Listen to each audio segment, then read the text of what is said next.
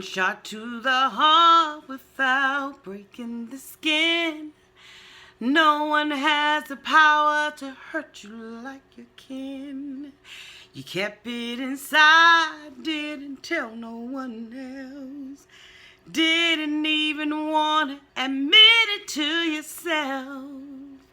And now your chest burns and your back aches from 12 years of holding the pain. And now you only have yourself to blame if you continue to live this way.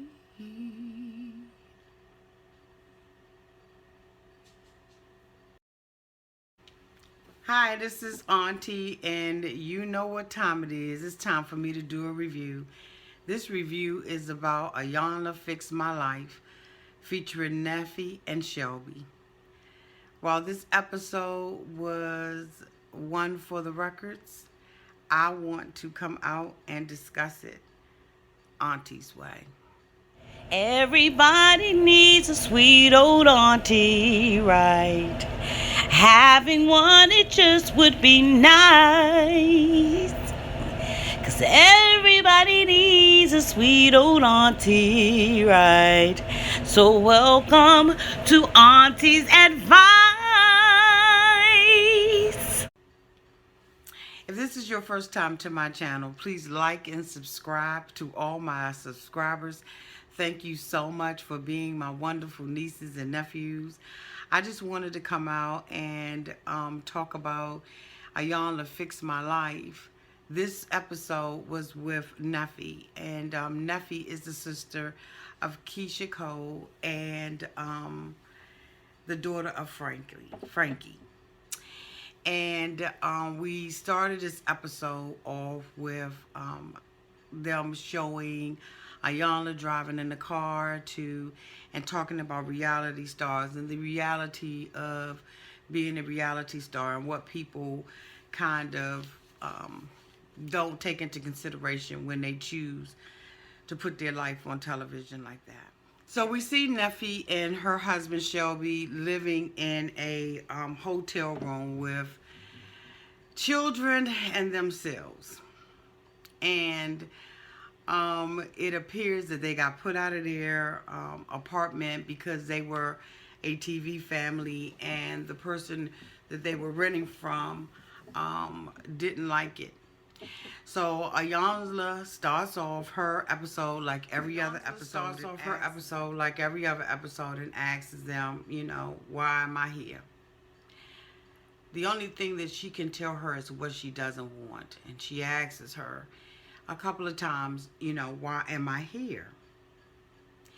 And she says, I don't want a divorce. We going this way, and if we don't get it together, we're going to be going that way. Okay. And so he begins to talk about Neffie's alcohol problem. And she says, I don't have an alcohol problem. What's wrong with me drinking a couple of drinks? That's none of your business. That's all of his business. Because what you do under alcohol affects him and his children. And you, frankly. And if he's your husband and he loves you, Neffie, it affects everybody. Everybody who loves you and everybody who cares. See, there's nothing worse than being with an alcoholic or someone who can't, quote unquote, hold their liquor. Because they get belligerent. They're outside of their character. And there's nothing that you can really do about it, because at this point they're drunk. And then when they, come down on for their high and you tell them about what happens, half the time they don't even remember. Most alcoholics really have to have something serious happen to them before they even admit that they are an alcoholic. And so Neffie is no different than any other alcoholic. She says that what she wants to do is find herself. She wants to find Neffeteria, which is her real name. Neffie is her surname or half name or nickname or whatever you want to call it. And so Neffie is the one, according to her, who cuts people out, and Neffeteria is the calm one. She's the relaxed one. And so Iyanla already has her challenges because she's dealing with two different personalities. Isn't that nice? And so anyway, let me not jump ahead of myself because I really want to tell you what happened for those of you all who did not look. So they go on and he starts talking about how she reminded him of home. And Iyanla asked him, says, well, that may be a good thing or a bad thing. We'll find out. And so she asks Neffe to tell her about their love story. And she talks about being in a house and being pregnant, 7 months pregnant, with a boyfriend who was not the baby that was in her womb father. And he comes in and she looks up and she says, whoa, who is this man? She begins to talk about the things that, he did for her. And then, Iyanla's like, okay. And then she asks Shelby, which is Neffe's husband, you tell me about your love story. And he begins to say that he saw her sitting in the corner. And he began to talk to her. And once he talked to her and they looked each other eye to eye, that he fell in love with her. Total different story from what she said. And I have a clip that I'm going to show you where Iyanla addresses that statement. In the clip, they begin to reveal some problems that have happened in the house. See, right now, they're living in a hotel room, 1-bedroom hotel room, with her and her children and him. 5 people in one hotel room. And the reason why they're living there is because they got put out the apartment that they were living in because the landlord was tired of them, I guess, probably having rowdy behavior, stuff like that. She said they were a TV family. She didn't want their rent. She didn't want anything from them. She just wanted them to leave. And so they find themselves living in a hotel. And it's really disturbing because the whole time that this is going on, they're bickering back and forth. Iyanla asks him, how did he feel when he discovered that he had to move his family and his family was being put out and they were in a 1-bedroom hotel, and he said he felt invisible. He looked in the mirror and he felt invisible. Can you imagine your life feeling invisible to people and to yourself? He had just gotten out of the hospital 2 weeks earlier because he had a heart attack. See, his heart failed him. And he felt like it was easier for him to just lay in that hospital room and die. And I believe the only thing that probably made him stay there was because he still had some kind of hope. Hope that he would have the wife that he so desired and that he could be the dad that he wanted to be. See, later on in the episode, he reveals that at 12 years old, him and his sister were being molested by a couple. What a life this guy has lived. And he began to tell Iyanla that when he was 7 years old, he was being molested.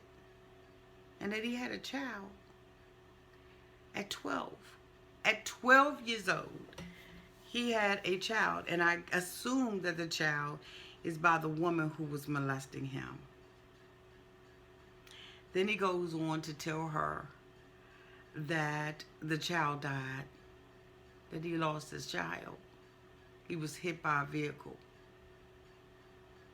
He says that when Iyanla first met them, he said that they met, let me get it together. It was really funny because he said when asked what he felt about Neffe, he said that she reminded him of his home, of home. Now, here it is, you were being molested, you and your sister. Your mom told you she did not believe anything that you said, you or your sister, and that both of you all were lying and saying that you were being raped when really you weren't. Your dad and your stepdad were some trash, and you marry a woman who reminds you of that. It is amazing how we will go back like a dog to vomit to the very thing that can hurt us and break us and tear us apart.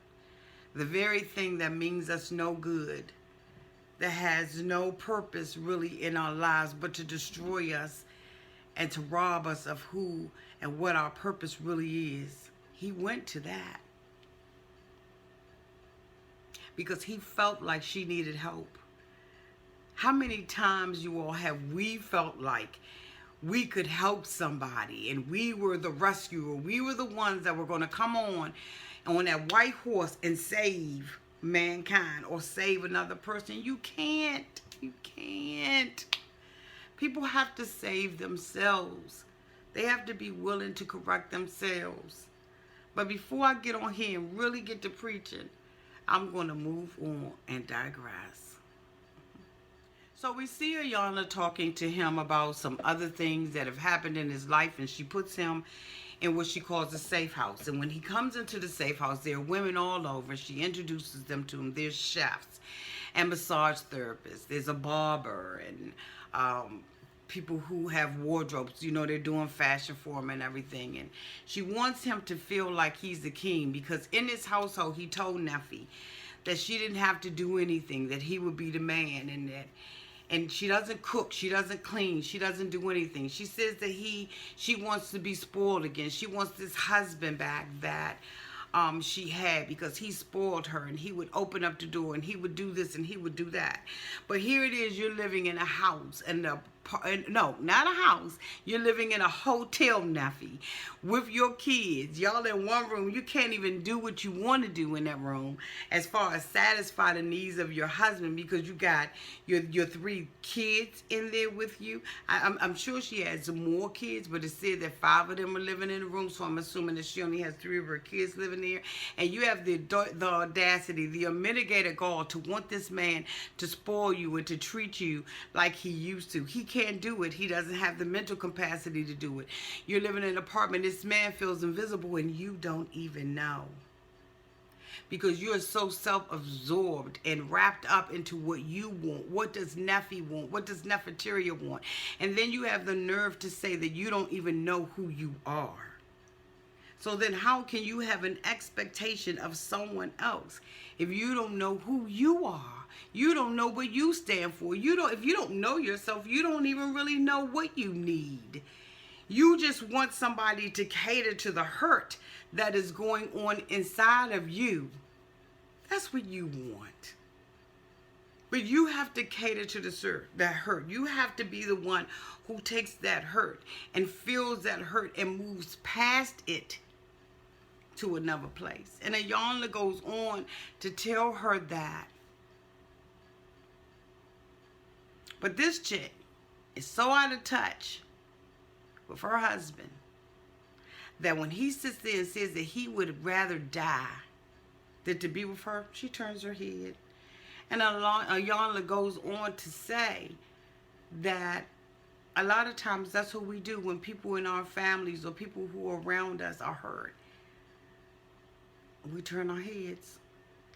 Y'all, if y'all are not looking at this, please look at it. It comes on Saturdays on OWN Network. It is absolutely phenomenal. I want to be able to discuss this with you all.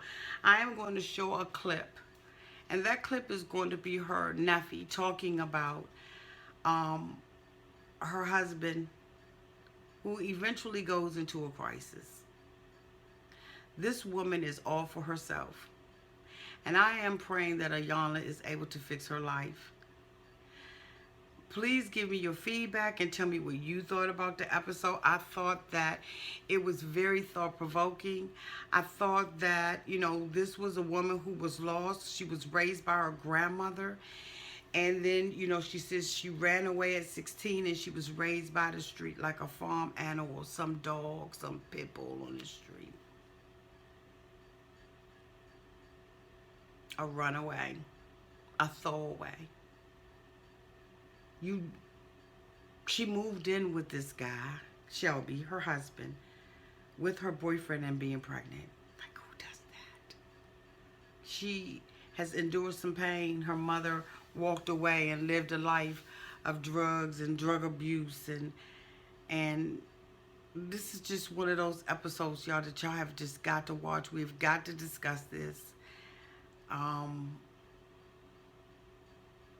When Iyanla gives her a compliment, she relishes in it. She stays there and she doesn't even hear anything else.